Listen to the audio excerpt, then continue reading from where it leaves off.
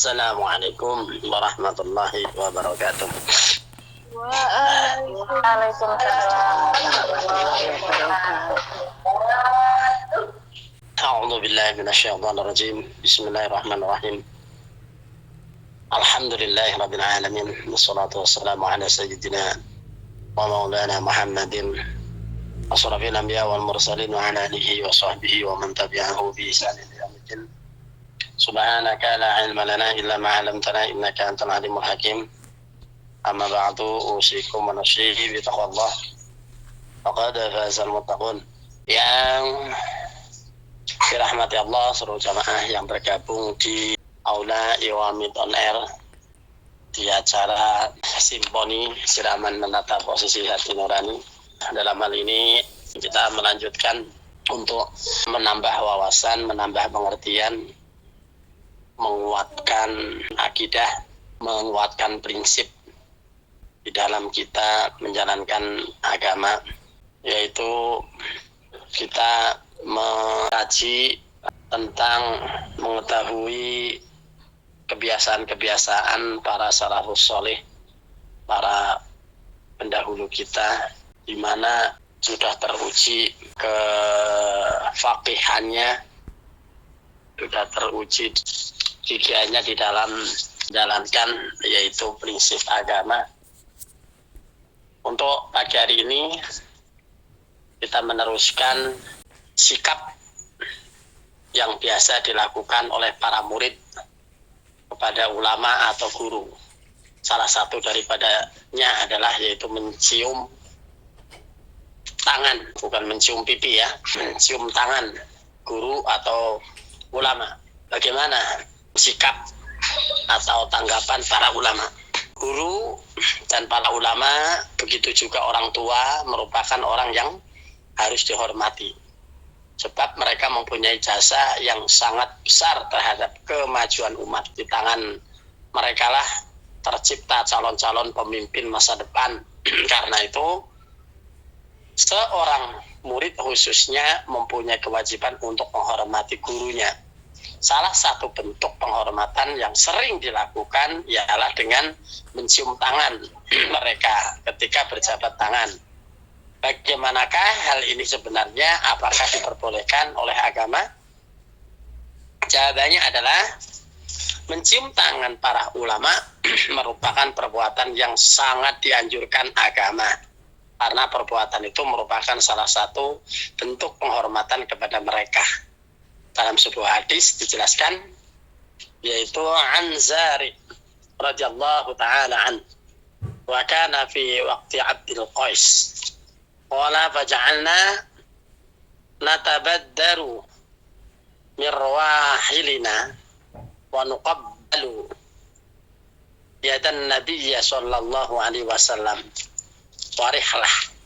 Yaitu di dalam kitab hadis, salah satu kitab hadis yang 6 yaitu Kutubus Sittah, yaitu Sunan Abu Dawud, hadis 4548, yaitu Anzari Soghozari, nama orang radhiyallahu anha ya, radhiyallahu anhu karena Zari perempuan laki-laki. Wa kana lan ono fi waqti Abdul Qais, yaitu fi waqti Abdul Qais, yaitu ing dalem ya wong kang den perintah, yaitu saka suku Abdul Qais. Faqala mongko ngendika sapa Azari, waja'alna lan dadake sapa ingsun natabaddaru min rawahilina, waja'alna lan dadake sapa ingsun natabaddaru agake medun sapa ingsun min rahilina saking ya kendaraan, saking tumpakan ingsun, sapa tumpakan kita. Sateruse wa nuqabbalu mongko ya salaman sapa Zari, salaman yada nabiyya ing ya astane Kanjeng Nabi sallallahu alaihi wasallam, warijlahu lan nyium sukune Kanjeng Nabi. Malah bukan hanya sekedar mencium tangan, tapi justru mencium atau menyucup kakinya. Nah ini, jadi hadis yang dilakukan dan Rasulullah Shallallahu Alaihi Wasallam itu tidak melarangnya. Berarti ini salah satu daripada apa yang dilakukan oleh Rasulullah Shallallahu Alaihi Wasallam atau izin ya atau ridhoan. Karena yang hadis itu ada berapa macam? Hadis itu ada 3 macam. Yang pertama adalah langsung perkataan Rasulullah. Yang kedua adalah yaitu ridho atau diamnya Rasulullah di dalam satu perbuatan.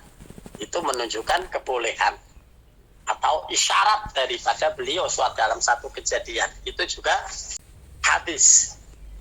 Karena atas dasar hadis ini para ulama mensunahkan mencium tangan guru. Ya tentunya kalau di Indonesia ya ini rata-rata ya yang paling mudah apa itu? Yaitu mencium tangan. Tapi bukan sekedar itu saja. Kadang-kadang ya ada yang bukan berlebihan. Dia meneruskan, bahkan Rasulullah sendiri dicium tangannya dan bahkan ya dicucup atau mungkin di mek lah ya atau dipegang ya kakinya ya telapak kakinya. Setelah itu pegangan itu langsung dicium. Jadi ngemek pakai terus ngemek megang kakinya. Jadi bukan langsung sampai bawah cium itu. Nah, kondisi yang semacam ini yaitu karena Rasulullah SAW pada saat itu yaitu dalam kendaraan, berarti benar-benar kakinya yang dicium itu. Ya kata Imam An-Nawawi ya dalam satu kitab karangannya yaitu yustahabbu takbilu aidi shalihin wa fudala ulama'i wa yukrahu takbilu yadin ghairihim. Fatwa Imam Nawawi yaitu di Shahifah 79.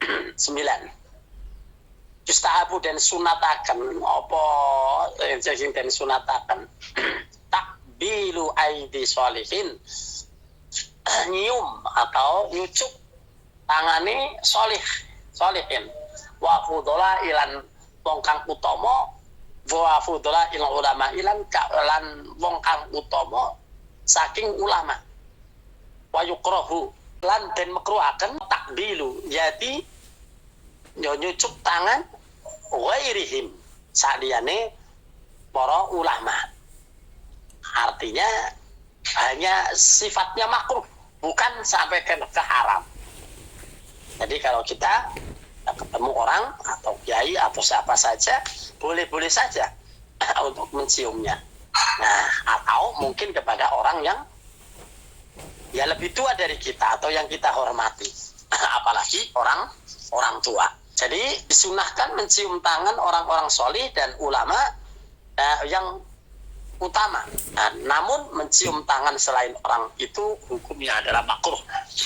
Nah, ketika menjelaskan pernyataan ini, Imam Nawawi yaitu Syekh Muhammad Al-Hajar dalam ta'liq atau komentarnya, nah, ketika fatwa dalam kitab Fatawi Al-Imam An-Nawawi menyatakan bahwa fa'idha arada takbila yadaihi ghairi in kana dhalika bizuhdihi wa salahihi aw ilmihi wa syarafihi wa siyanatihi aw nahwi dhalik minal umuri yadainiyati lam yukrahu bal yustahabbu.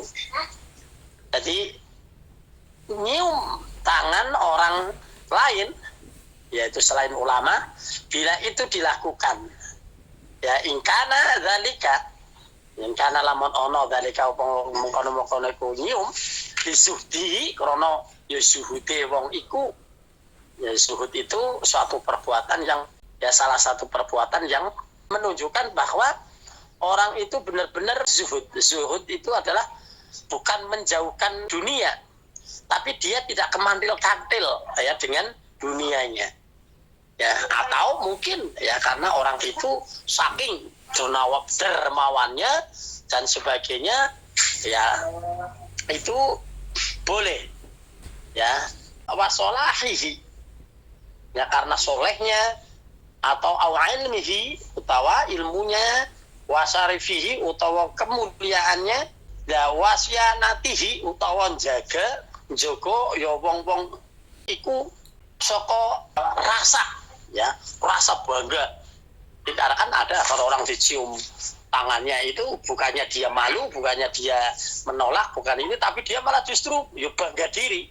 Nah, tapi bukan karena itu orang itu memang benar-benar ya ikhlas dan sebagainya, maka hal yang tersebut dari kaminal umuri dainiyatin, dan itu karena perkara agama, maka lam yukrohu mongko ora dan makruhaken ning bal yustahabbu, nanging balik den sunatakan.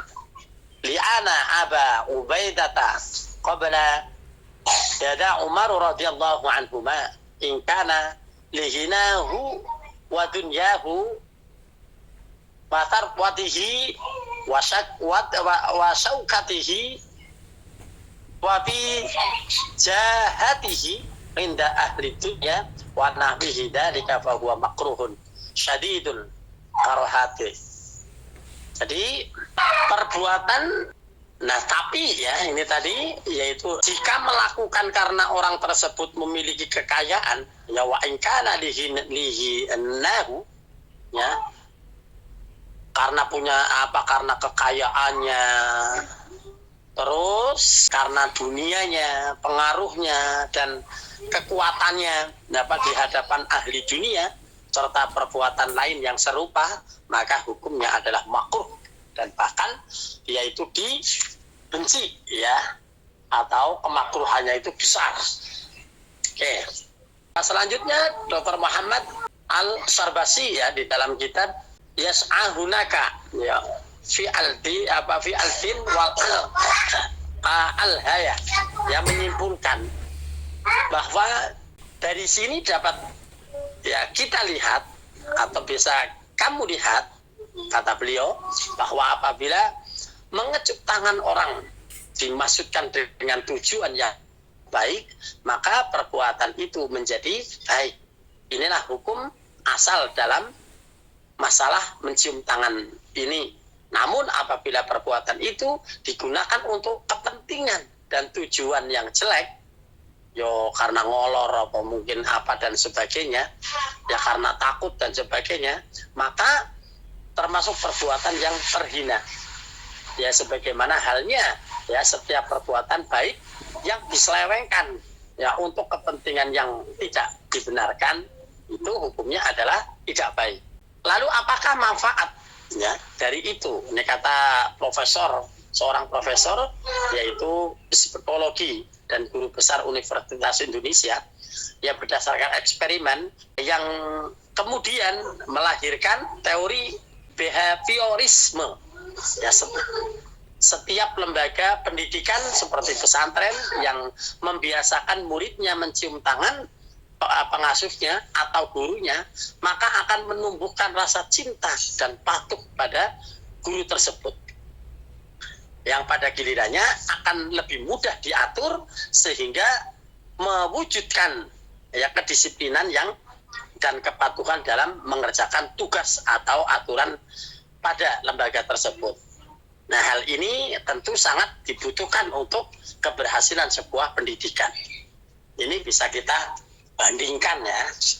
Jadi pendidikan pesantren dan pendidikan umum atau sekolah-sekolah. Makanya dalam urusan yang mencolok sekali, kayaknya belum pernah terdengar antar pesantren tawuran, antar santri tawuran. Kira-kira terdengar apa tidak? Ya dereng, memang betul. Ya betul itu. Jadi antar pesantren dan sebagainya, ya walaupun bersaing, walaupun apa, tidak akan pernah terjadi semacam itu. Tapi di dalam pendidikan sekolah umum, bukan hanya sekedar tawuran, dan bahkan apalagi di dia golongan atau di dunianya selain itu yang lebih keras lagi. Nah sini sementara ini mohon maaf Surabaya kemarin terjadi apa itu yang pakai celurit besar itu, geng ya, gangster itu. Wah ini sudah lama sangat luar biasa sekali. Jadi itulah efek ya, karena saling menghargai orang, apalagi menghargai orang yang itu efeknya adalah mereka itu akan mencontoh atau akan taat paling tidak kepada gurunya. Nah di sini maka mencium tangan orang ulama atau orang-orang yang dihormati memang diperbolehkan dalam agama dan itu memang disunnahkan. Itu besok kita akan menyampaikan yaitu tentang bagaimana memakai sorban. Ya ini ya, ini juga kebiasaan yang kita lihat sering yaitu memakai sorban. Bagaimana? Mungkin itu untuk pertemuan kali ini. Mudah-mudahan ada manfaatnya dan kurang lebihnya minta maaf. Wallahul muwaffiq ila aqwamit thoriq. Wa'afu minkum. Wassalamualaikum warahmatullahi wabarakatuh. Waalaikumsalam warahmatullahi wabarakatuh. Assalamualaikum warahmatullahi wabarakatuh. Abah, Pulau Sri dari Solo dan tempat kerja saya di Taiwan. Nah, saya mau tanya ya, Bah ya. Itu kemarin keponakan saya itu kecelakaan, langsung meninggal. Kemarin itu meninggal itu nggak pakai kembang, itu loh bahasa ronce itu loh, Bah. Terus nggak boleh diyasini sampai 7 hari itu, keinginan istrinya itu diyasini dikasih kembang kayak gitu loh, Bah, kayak orang-orang meninggal di Jawa itu. Tapi di situ Mbak Ayu sama ipar saya itu tidak boleh itu. Terus sampai sekarang itu jadi salah paham sama menantunya itu, cekcok kayak gitu. Sampai sekarang itu nggak akur kayak gitu. Itu gimana, Bah? Terus itu keponakan saya itu kan yang meninggal itu. Terus istrinya itu curhat sama saya kayak gitu. Inginnya itu diyasini kayak gitu, Abah. Tapi untuk Mbak Yu saya sampai ipar saya itu nggak boleh kayak gitu. Terus saya harus nasihati keponakan saya itu gimana supaya akur sama mertuanya lagi. Terus saya harus bilang apa sama Mbak Yu saya itu, Bapak. Begitu pertanyaan saya, apa? Atas jawabannya dan solusinya saya ucapkan terima kasih. Itu salah satu contoh ya, salah satu kejadian yang memang perlu jadi warning bagi kita. Yang namanya perbedaan itu pasti. Nah, yang repotnya itu apa? Jadi dalam perbedaan itu orang menganggap bahwa pendapatnya sendiri itu yang paling baik. Kalau kita mensikapi sikap semacam itu, kita menganggap bahwa itu adalah ya satu hal yang tidak baik. Maka kalau kita menemukan satu hal yang tidak baik, apa yang harus dilakukan? Yaitu pertama ya biyadi. Biyadi itu apa? Yaitu dengan kekuasaan. Artinya kita itu harus mempertimbangkan siapa mereka. Kalau mereka itu justru bukan di bawah atau kekuasaan kita tidak punya kekuasaan apa-apa, maka apa yang harus dilakukan? Apakah kita harus nekat dan sebagainya? Bukan masalah nekat atau tidaknya, tapi ya, kita itu harus sikap bijak. Karena memang mendoakan orang yang meninggal, terus apalagi ngasih bunga-bunga dan sebagainya, itu sebetulnya hal yang memang aslinya itu memang ya tidaklah wajib. Ya tidaklah wajib. Ya, tapi juga tidak dilarang. Karena yang namanya bunga-bunga itu memang ada dasarnya, ya bukan asli dari bunganya itulah, tapi yaitu dari apa yang dilakukan oleh Rasulullah SAW. Ya pada saat satu kejadian Rasulullah dan para sahabat itu lewat, ya terdengarlah oleh Rasulullah rintihan orang yang di dalam kuburnya itu menangis ya, karena siksaannya.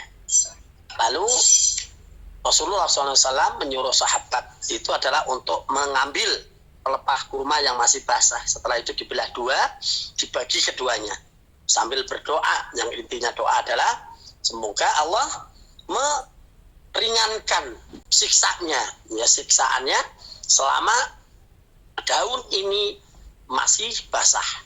Dari situ lalu muncul pendapat, berarti yang di sini adalah bukan hanya sekedar pelepah kurma, tapi apa saja yang basah. Ya termasuk diantaranya karena termasuk bunga. Ya termasuk bunga yang ada di dalamnya. Nah, lalu yang lebih menakjubkan itu memang ya hadis ini paling cocok itu adalah diterapkan di Indonesia. Karena di sana pelepah kurma yang dijadikan media oleh Rasulullah SAW untuk syarat meminta permohonan kepada Allah untuk meringankan siksaan, ternyata di Indonesia itu lebih hebat, yaitu yaitu pohon bunga, ya bunga dan ditancapkan di situ. Nah, apa yang terjadi? Bukannya tambah kering, justru tambah lemu. Lah inilah keuntungan. Berarti kalau doanya Rasulullah semacam itu kita mengikutinya, beruntunglah kita yang meninggal di dunia. Meninggal di Indonesia. Nah itu ya. Nah terus gimana kelanjutan dari tadi yang saya disampaikan, nggak boleh diyasini dan sebagainya. Lihat siapa mereka yang punya pendapat itu. Kalau yang punya pendapat mertuanya, terus yang punya ini karena beda itu tadi, beda golongan yaitu LDII dan sebagainya. Nah maka jangan kita menambah permusuhan. Artinya apa? Ya sudahlah, ya itu manut. Tapi di belakang boleh kita melakukan itu, walaupun dilarang. Dan memang tidak harus kita ngundang orang banyak. Nah kalau nggak bisa orang banyak ya kita bacakan Yasin, kita bacakan doa sendiri pada saat kita habis sholat, pada saat kita mau membaca Yasin. Kalau memang tidak terjadi fitnah, kalau memang terjadi fitnah dan sebagainya ya karena itu mertua atau siapa, ya lebih baik untuk kita itu ngomong. Lebih baik. Oke? Jadi silakan saja, ya silakan. Caranya gimana? Ya itu tadi, ya karena untuk menutup dan sebagainya ikuti ya wes manut. Ini di belakang boleh kita itu membacakan doa-doa dan sebagainya. Yang penting jangan ketahuan mereka, ya jangan ketahuan. Sudah dalam kamar atau apa dan sebagainya kan beres. Jadi nggak usah dilawan karena mereka memang daripada malah tambah geger, malah akhirnya pedot silaturahminya. Jangan itu ya, karena itu lebih kita jaga itu silaturahminya itu. Oke? Mungkin itu. Selanjutnya. Assalamualaikum warahmatullahi wabarakatuh. Waalaikumsalam warahmatullahi wabarakatuh. Oke, perkenalkan kula Sutri Abah saking Banyuwangi, Iwami teng Anggrek Merah. Ingin bertanya, Mbah, seperti ini, Mbah. Kalau keluarga kita itu sakit, mendadak sakit, kalau sama keluarga yang lain tuh mau bawa ke rumah sakit, terus keluarga yang lain tuh mau bawa ke dukun kayak gitu. Terus bagaimana kayak gitu solusinya, Mbah? Mau ke yang satu ke dukun, yang satu ke rumah sakit, terus yang kita tuh harus bagaimana, Pak, solusinya, Pak? Itu aja pertanyaan dari saya. Kurang lebihnya mohon maaf lahir dan batin. Wassalamualaikum warahmatullahi wabarakatuh. Waalaikumsalam warahmatullahi wabarakatuh. Assalamualaikum warahmatullahi wabarakatuh. Mbak Rahma lanjut. Saya Rahma, asli Wonosobo, domisili Kosyung. Ini bahasa mau tanya itu tadi, kalau nabur bunga di orang meninggal itu hukumnya apa? Dan kalau mencium tangan suami itu hukumnya apa? Karena saya kalau berantem sama suami, kalau ketemu juga pasti cium tangan, tapi nggak tahu hukumnya. Terima kasih. Wassalamualaikum warahmatullahi wabarakatuh. Assalamualaikum warahmatullahi wabarakatuh. Alhamdulillah, ini tertarik untuk jawaban yang kedua ini. Yang pertama tentang apa tadi? Oh ya, ya ada yang sakit, tapi berbeda kemauan. Yang satu maunya di bawah dukun, yang satu maunya di bawah dukun. Yang satu rumah sakit, yang satu pasti pilot. Paranormal. Ya, terus bagaimana? Sebetulnya begini, yang diharamkan itu kan musyriknya. Dan musyrik itu bisa terjadi ke dukun, bisa juga terjadi ke rumah sakit, sama saja. Jadi begitu ya. Terus kadang-kadang dukun itu juga ya terlalu mengartikan secara luas. Jadi kabeh itu selain rumah sakit dukun, ya paranormal dukun. Kadang-kadang sih mereka jadi repot. Ya kiai itu juga dianggapnya adalah dukun juga. Jadi yang diharamkan itu adalah musyriknya. Kalau untuk wasilah ke siapa saja sebetulnya boleh, ya boleh, seperti minum obat. Ya minum obat dokter boleh, minum herbal juga boleh. Nah sekarang kan lagi apa namanya ya viralnya itu pakai herbal. Jadi apa namanya ya melihat siapa dan bagaimana dalam prakteknya. Jadi begitu ya. Jadi belum tentu ya, ke dukun, kecuali memang ya istilahnya mereka yang mempraktekkan istilahnya penyembuhannya itu adalah yaitu pakai apa hal-hal yang memang dilarang di dalam agama. Ya seperti apa itu? Ya seperti umpama di bawah pohon terus minta jelak-perangan dengan mantranya, minta apa penyembuhan yang ya dari makhluk-makhluk gaib dan sebagainya. Itu jelas itu ya bahwa itu adalah dilarang. Tapi kalau umpama pakai doa, ya jadi kalau memang apa namanya doanya doa Jawa, ya tapi tujuannya adalah mintanya kepada Allah, maka itu tidak dihitung. Ya itulah adalah dihitungnya adalah sebagai wasilah. Sebaliknya, walaupun ke rumah sakit, tapi dia terlalu percaya yang berlebihan dan bahkan seolah-olah menganggap itu adalah rumah sakit satu-satunya penyembuhan yang istilah yang benar, dan bahkan apalagi mempercayai bahwa dokter itu, rumah sakit itu sama saja bahwa itu adalah syirik. Jadi semuanya adalah wasilah untuk memohon kesembuhan dari Allah. Hati-hati itu ya, terjebak apa dengan perkara semacam itu. Ya, perkara itu. Jadi anggapnya kalau di rumah sakit enggak syirik, tapi kalau di orang tua atau mungkin kiai dan sebagainya semuanya syirik. Salah itu. Bahkan yang merasa tidak syirik karena dia yakinnya justru melebihi dan itu dianggapnya bukan sebagai wasilah, itu juga syirik walaupun itu ke dokter atau ke rumah sakit. Oke ya, begitu. Terus yang keduanya adalah menghukum mencium tangan suami. Bagus. Nah suami kan termasuk harus dihargai. Ya harus dihargai. Apalagi bukan mencium tangan, saling mencium pipi. Wah lebih bagus lagi. Terus apa lagi? Mencium apa lagi? Terus dewe lah. Iyalah, pokoknya mencium apa saja boleh. Mencium tangannya suami boleh, mencium keningnya juga boleh, terus suami mencium istri keningnya juga boleh, terus kebablasan juga boleh. Nah, kenapa tidak boleh? Dan bahkan ya itu tadi itu sangat dianjurkan sekali ya. Nah, apalagi umpama walaupun lagi sebel tapi tetap menghargai. Berarti orang ini orang yang sabar, bagus ya. Monggo. Jadi jangan sampai ya karena sebel atau sama apa terus lalu kehilangan apa namanya rasa hormat apalagi kepada pasangan kita atau saling menghargai. Gitu ya. Oke? Mungkin itu. Sekian. Assalamualaikum warahmatullahi wabarakatuh. Waalaikumsalam warahmatullahi wabarakatuh. Assalamualaikum warahmatullahi wabarakatuh. Saya Ibu Indah dari keluarga Cempaka Tercinta. Abah, saya mau bertanya. Maaf Abah, kalau ini beda dari tema ya. Kalau kita sholat di sujud yang terakhir, bukan sujud yang terakhir, maksudnya di setiap sujud kita itu sama Allah.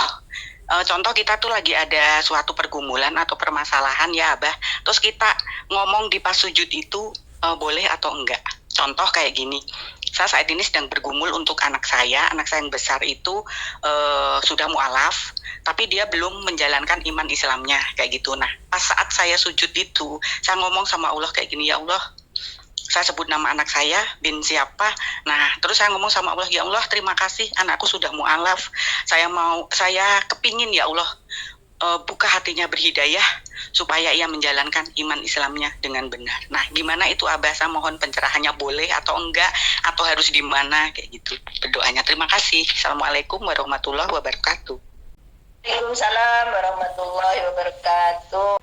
Assalamualaikum warahmatullahi wabarakatuh.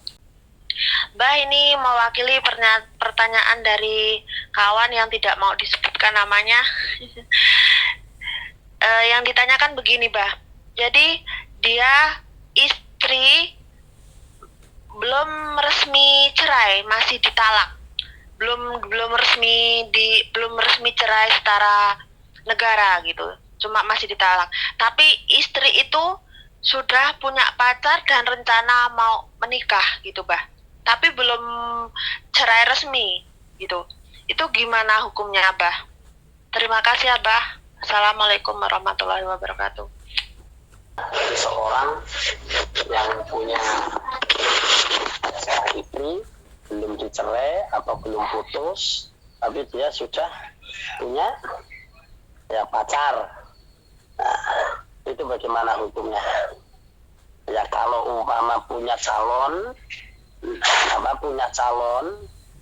umpama secara istilahnya adalah untuk cadangan dan sebagainya, ya tetap ya hukum asalnya itu sebetulnya ya haram saja ya, karena ya masih dalam gantungan, berarti masih dalam istilahnya orang lain. Nah itu ya hukum asalnya tetap saja tidak boleh ya, hukum asalnya tidak boleh. Tapi ya kadang-kadang orang itu ya begitu. Ya, justru karena sudah punya pacar dan sebagainya, akhirnya berebut dan ya tidak ada keinginan, ya tidak ada maksud baik untuk bisa kembali, ya untuk bisa rujuk. Nah berarti pacar itu ini adalah sebagai penyebab dari ya perceraian itu. Nah kenalnya ya seseorang yang masih di dalam istilahnya ikatan orang lain, ya di dalam ikatan orang lain, itu berarti takrobus zina. Ya takrobus zina. Kalau sudah takrobus zina di sini, ya hukumnya adalah haram. Ya hukumnya itu adalah haram. Nah, tapi kembali lagi, ma la yudrabu kullu la yutsrafu kullu. Sesuatu yang mungkin ya tidak bisa dilakukan, ya biasanya itu ya kembaliannya itu adalah yaitu ya tidak bisa ditinggal semua. Jadi di sebagian dan kadang-kadang rata-rata ya dalam keluarga, ya dalam keluarga itu biasanya itu yaitu tadi pihak ketiga inilah yang menjadi penyebabnya. Ya selama takrobnya atau pendekat-dekatnya itu adalah tidak melebihi batas, artinya masih belum cerai, sudah pacaran. Nah pacarannya itu sudah melebihi batas, bahkan sudah ke hal zina, ya jelas. Ya, sejelas itu adalah hukumnya jelas itu adalah haram. Tapi kalau hanya sekedar mungkin nentengi ya persiapan dan sekedar ya tahu dan terjaga dari perbuatan zina, maka ya itu tadi ya, walaupun umpama itu hukumnya tetap haram, tetap haramnya tidak melebihi daripada yang kebablasan tadi. Nah itu loh ya, jadi begitu. Jadi sebetulnya tidak ada hukum halalnya ya, nggak ada hukum halalnya. Tapi ya itu tadi ya, namanya dosa itu kan ya macam-macam. Artinya ada dosa besar. Dosa besar itu adalah zina. Tapi melakukan suatu hal yang justru untuk meredam biar tidak atau bisa terjaga tidak terjadi zina, ya maka dosanya itu adalah ya tidak sebesar zina. Tapi walaupun dosa tidak sebesar zina, nah kalau dilakukan terus-menerus dan bahkan melupakan sesuatu yang baik, maka ya dalam kaidah dan bahkan dalam satu makalah mengatakan bahkan ini hadis ya, mala shaghair ma'al istimrar dan wala kabair ma'al istighfar. Ya, bukanlah dosa itu adalah dosa kecil kalau dilakukan terus-menerus dan tidak mau mencari bagaimana halalnya. Nah, tapi sebaliknya, kalau sudah benar-benar terjerumus di dalam hal yang dosa besar, itu jangan putus asa. Yang penting apa? Dia itu bisa mau bertobat dan bisa berhenti dengan cara apa? Tobatnya ya dengan cara cepat-cepat mengurus biar tidak terlanjur. Itu ya. Yang pertama. Yang kedua, yang pertama tadi apa ya? Agak lupa. Seorang mu'allaf dalam sujud terakhir dia berbicara, entah dia pakai suara atau pakai hati, nanti jawabannya ada di abangnya, dan ingin putranya itu bisa mengerjakan ibadah yang sudah dikerjakan oleh orang Islam. Jadi dia ngomong waktu sujud terakhir. Nah, itu bahasa tempat tadi. Semoga Bang boleh tidak gitu ya? Boleh atau tidak Bang dalam sujud berdoa untuk anaknya yang baru mu'alaf. Terima kasih. Insyaallah seperti itu Bang. Begini ya, sholat itu adalah rangkaian doa ya, menambahkan kata-kata ya dengan secara keras itu membatalkan sholat. Namun berdoa di dalam hati ya, berdoa di dalam hati karena di dalam hukum fikih itu adalah yaitu melafalkan sesuatu dengan keras, bacaan yang bukan bukan aturannya, maka jadi batal sholatnya. Namun kalau di dalam hati, bagaimana, batal enggak kira-kira? Boten di dalam hati kita berdoa, atau di dalam ini kita berdoa, yaitu doa yang mungkin ya dengan kata-kata yang kita bisa, ya selama itu tidak merusak bacaan-bacaan wajib di dalam sholat dan tidak mengeluarkan suara-suara yang ini, itu adalah ya boleh ya, jadi boleh. Dan bahkan ada satu hadis yang mengatakan bahwa seseorang pada saat sujud itu adalah saat-saat terdekat dengan Allah. Nah, berarti di dalam sujud itu adalah ya kita boleh untuk berdoa, menambahkan doa. Ya, silahkan, ya enggak masalah. Tapi itu tadi, kalau kita sholatnya sendirian, ya kalau sholatnya itu sebagai makmum, sebagai imam dan ya jangan sampai kita berdoa yang akhirnya kita berlama-lama, ya melebihi dari ya sewajarnya. Nah itu tidak boleh, apalagi imam. Nah, kalau imam itu kan sebagai panutan, jengking terus nggak apa namanya sujud terus nggak maaf ini, pada doa terus, ya yang kecil itu ya yang jadi makmum, ya yang jadi makmum. Jadi memang itu. Tapi kalau kita itu doanya terlalu keras, ya Allah, ya Allah, ya Allah sampai terdengar orang itu berarti menambahkan apa bacaan, itu yang tidak boleh.